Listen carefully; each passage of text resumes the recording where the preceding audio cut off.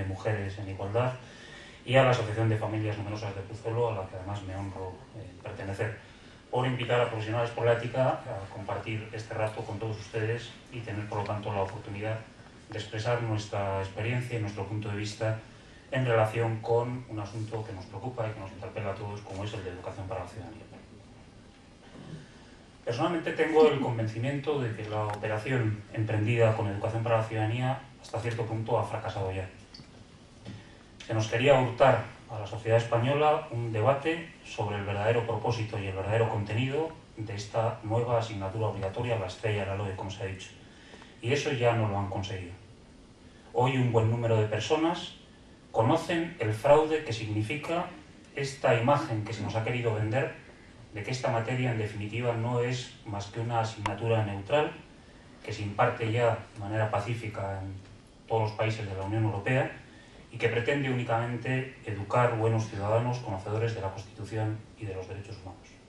Afortunadamente esta falacia, para aquellos que han tenido la oportunidad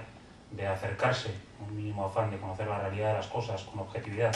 a los decretos de enseñanzas mínimas o que han podido echar un vistazo a los libros de texto a través de los cuales se va a articular la enseñanza de la asignatura, ya no se sostiene de ninguna manera en pie. Sin embargo, la información y el debate,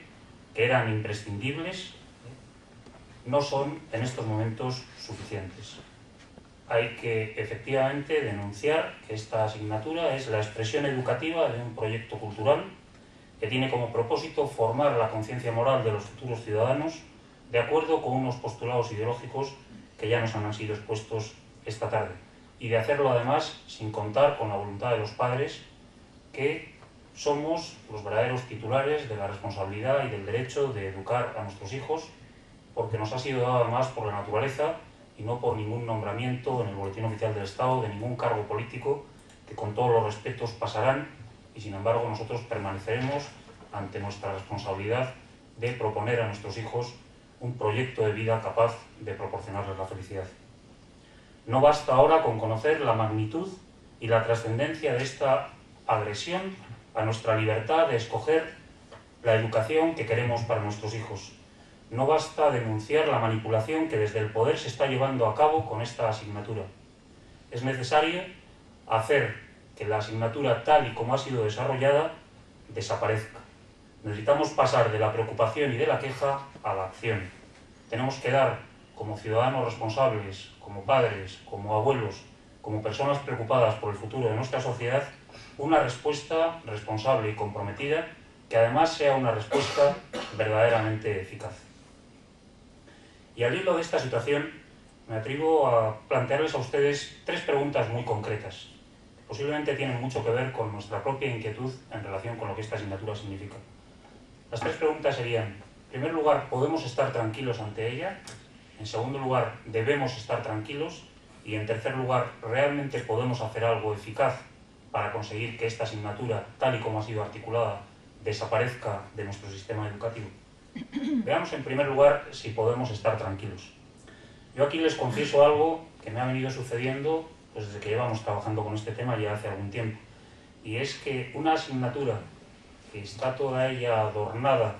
de un lenguaje que no hace más que apelar a la tolerancia, al pluralismo, a la diversidad, a la negociación, al diálogo,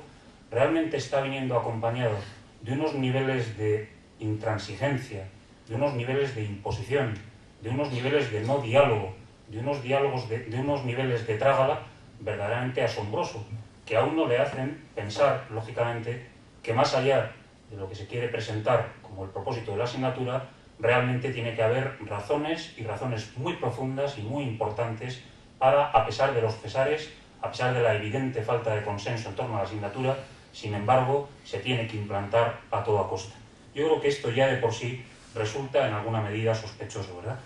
Pero es que además creo que hay alguna otra razón por la que no podemos estar tranquilos. Los contenidos de esta asignatura son unos contenidos obligatorios. Forman parte, en sus enseñanzas mínimas, de unos reales decretos aprobados por el Gobierno de la Nación, forman parte de unas órdenes y de unos decretos aprobados por las respectivas comunidades autónomas en sus ámbitos de competencia, en los ámbitos que les son propios, y por lo tanto constituyen una norma obligatoria para toda clase de centros educativos articulada a través de 4 asignaturas que nuestros hijos se van a encontrar desde la primaria hasta el bachillerato y que por lo tanto les van a acompañar a lo largo de toda su vida escolar. Es cierto que esta asignatura no significa ni representa la totalidad del problema de nuestro sistema educativo, ni muchísimo menos. Tenemos, como ha recordado con muy buen criterio Carmen, una emergencia educativa en España gravísima que afecta a las dimensiones más profundas de la tarea de educar y que se manifiesta también en aspectos tan fundamentales como la calidad de la enseñanza, el ambiente, la convivencia, los criterios, el tipo de personas que se está formando, etc. Es cierto también que, especialmente desde la implantación de la LOCSE, vivimos en un sistema educativo que, aparte de no tener consenso, incorpora determinados elementos pedagógicos que llevan directamente a su propio fracaso, y ahí están a la vista de todos porque son conocidos los informes que sitúan a España en unos niveles totalmente impropios del desarrollo que nos corresponde en otros ámbitos de la vida comunitaria y de la vida pública. Sin embargo, hay algo diferencial en esta asignatura que me gustaría destacarles esta noche. Es muy posible que haya otros problemas. Es muy posible que se esté enseñando a nuestros chicos cosas con las que no estamos de acuerdo. Es muy posible que se haya perdido el interés por la educación. Todo esto es verdad y sin lugar a dudas son cuestiones prioritarias. Pero nunca hasta ahora habíamos asistido a un intento de institucionalización, de formalización de un instrumento específicamente concebido y dirigido a formar la conciencia moral cívica de los alumnos de acuerdo con una ideología determinada que para muchos de nosotros además es contraria a la verdad del ser humano. Un instrumento además que, si efectivamente consigue su propósito de quedarse en el sistema educativo, difícilmente va a tener marcha atrás, que ciertamente aparece ahora, por razones evidentes de pura estrategia, con una carga lectiva muy limitada, pero de sobra sabemos, y tenemos a la vista experiencias suficientemente sangrantes, que luego al final todo lo van ocupando, que al final se acaban haciendo irreversibles, que todos nos acostumbramos a convivir con determinadas cuestiones con las que no estamos de acuerdo y que al final consideramos irreversible lo que claramente es inaceptable. Creo que tenemos un ejemplo estos días, desgraciadamente muy claro, y es lo que ocurrió con el aborto en España. Se aprobó apelando a razones absolutamente excepcionales que podían justificar, siempre con los sentimientos por delante, que se pudiera atentar contra la vida de un ser humano indefenso. Y ahora, años después, nos despertamos todos sobresaltados porque descubrimos que a nuestro alrededor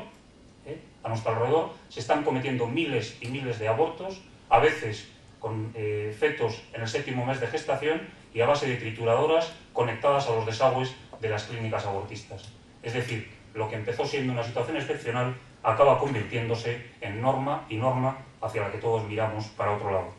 Se trata, por lo tanto, de una institucionalización de un instrumento de formación ideológica, algo que violenta radicalmente un derecho fundamental que es el que los padres tenemos a elegir la educación de nuestros hijos. Se habla también, digo, bueno, no es para tanto, porque se dice que en los colegios concertados, o por lo menos en los dependientes de determinada patronal, se va a poder adaptar la asignatura, o que determinadas comunidades autónomas han podido recortar aquellos contenidos establecidos en los reales decretos aprobados por el gobierno que podían resultar más polémicos desde el punto de vista ideológico. Bien, yo creo que aquí no nos tenemos que engañar. La adaptación de la asignatura no tiene ninguna base legal, ninguna. No existe más que una carta privada que faculta, sabe Dios hasta cuándo, a determinada patronal a llevar a cabo una adaptación sin que existan ni en la LOE ni en los decretos de enseñanzas mínimas preceptos legales que autoricen a esta adaptación. Y hemos conocido todos muy recientemente que el propio gobierno ha hecho público que ha dado órdenes a la abogacía del Estado para que recurra en vía contenciosa administrativa los currículos aprobados por la Comunidad de Madrid, por la Comunidad de La Rioja y por la Comunidad de Castilla y León, porque no se ajustan estrictamente a los contenidos obligatorios de la asignatura y porque, entre otras cosas, han omitido todo lo que se refiere a la ideología de género, que se considera que es uno de los elementos fundamentales de la asignatura.